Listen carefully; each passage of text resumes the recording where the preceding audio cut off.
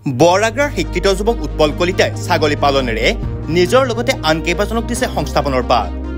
চিৰহী আৰু গুজৰি জাতৰ প্ৰায় শতাধিক ছাগলী আছে উৎপলৰ ফাৰ্মত। বজালী মহাবিদ্যালয়ৰ পৰা স্নাতক ডিগ্ৰী গ্ৰহণ কৰা শিক্ষিত যুৱক উৎপল কলিতাই 7 বছৰ পূৰ্বে মাত্ৰ কেইটামান ছাগলীৰে আৰম্ভ কৰা ফাৰ্মখনত আজি প্ৰায় শতাধিক ছাগলী আছে। ব্যক্তিগত খণ্ডত কাম কৰাৰ লগতে উৎপল কলিতাই ঘৰৰ মানুহৰ সহযোগত সুন্দৰকৈ ফাৰ্মখন চলাই আছে।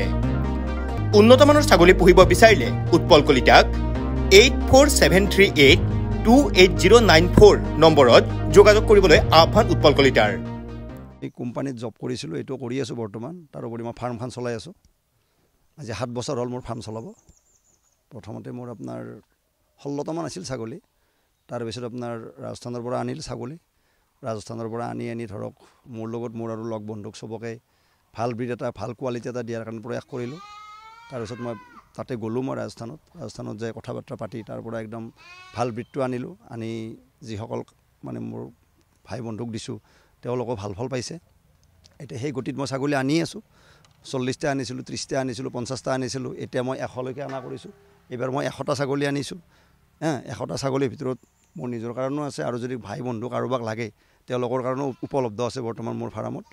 আৰু মোৰ তাত বৰ্তমান এইবাৰ আহিছে ৰাজস্থানী চিৰহী আহিছে, গুজৰি আহিছে,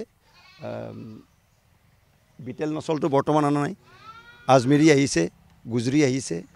এইখিনি বৰ্তমান মোৰ তাত। নেক্সট টাইম যদি কাৰোবাৰ অৰ্ডাৰ অনুযায়ী ততাপুৰী লাগে, যমুনাপাৰী লাগে, এইখিনিও আমি প্ৰভাইড কৰিব পাৰিম। মই আৰু মোৰ লগত একজন জড়িত হৈ আছে, এটা ফেমিলি মোৰ লগত জড়িত হৈ আছে, বা মোৰ পৰিয়ালটো মোৰ ফাৰ্মৰ লগত জড়িত হৈ আছে, মোৰ দাদা আছে। গোটেইখিনি মিলি এইখিনি ফাৰ্মখন চলাই আছোঁ ধুনীয়াকৈ। বৰ্তমানটো ঠিকেই পাই আছোঁ, ৰেছপন্স বেয়া পোৱা নাই। ধৰক যিহেতু মই মোৰ লগত আৰু মোৰ তাত যোনে কাম কৰি আছে সেই পৰিয়ালটো ধুনীয়াকৈ চলি আছে। মই মোৰ পৰিয়ালটো চলাই আছোঁ, মোৰ দাদাৰ পৰিয়ালটো চলি আছে, বা ধৰক যিখিনি লগ বন্ধুক দিছোঁ ছাগলীখিনি তেওঁলোকেও উপকৃত হৈছে। মই মোটামুটি ধৰক মেক্সিমাম মোৰ পৰা যোনে ছাগলী লয় তেওঁলোকৰ ঘৰত মই ভিজিট কৰোঁ, ছাগলীখিনি চাওঁ কেনেকুৱা কি হৈছে, সেইখিনি মই নিজেই চাই দিওঁ। কিবা সৰু সুৰা বেমাৰ হ'লে মই নিজে যাই ট্ৰিটমেণ্ট কৰাই দিওঁ। মই হোম ডেলিভাৰীও দিওঁ। যলৈকৈ লাগে অল আছাম মই হোম ডেলিভাৰী দি দিওঁ। চৰকাৰৰ ফালৰ পৰা এতিয়ালৈকে মই একো পোৱা নাই। আজি 7 বছৰ হৈছে মই বহুতখিনি প্ৰয়াস কৰিলোঁ, চেষ্টা কৰিলোঁ, বহুত যোগাযোগ কৰিলোঁ, কিন্তু তেনেকুৱা মই এতিয়ালৈকে কোনো ৰেছপন্স পোৱা নাই।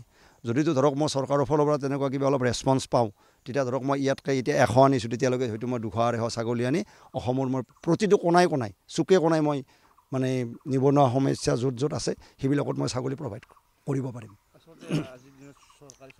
আচলতে মই গ্ৰেজুৱেশ্যন কৰিছোঁ, মই বজালী কলেজৰ পৰা গ্ৰেজুৱেশ্যন কৰিছোঁ। তাৰপিছত কোম্পানীত জব কৰিলোঁ।